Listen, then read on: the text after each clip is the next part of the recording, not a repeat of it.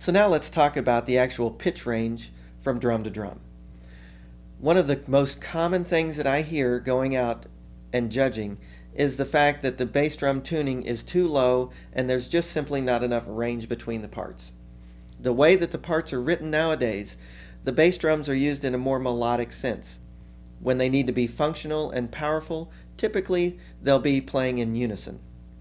All the other times, they're playing a more melodic part.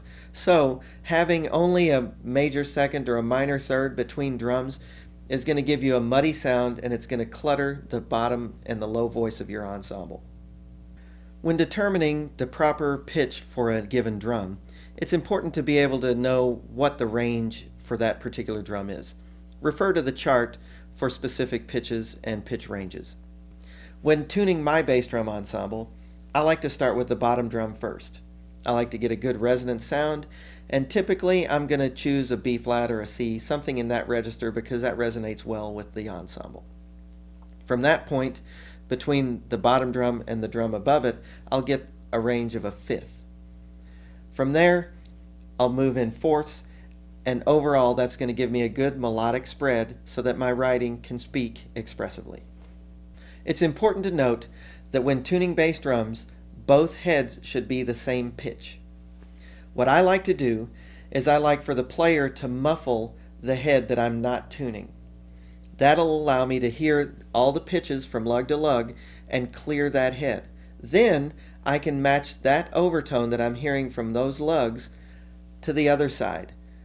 Once I have that in balance, then the drum is going to resonate properly and speak well. It's important to realize that bass drum parts are typically right hand heavy. What's going to happen because of that is the right head is going to go out of tune more frequently than the left head. Take the time to keep the heads balanced. This is going to allow for a good blend in your ensemble, and you're not going to have any unexpected balance problems when it comes down to contest time.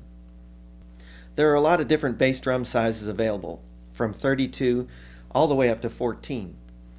It's going to be important for you to experiment to know what the limitations are with your program. Are your kids big enough to carry a larger drum? Do you need to get smaller drums for your kids?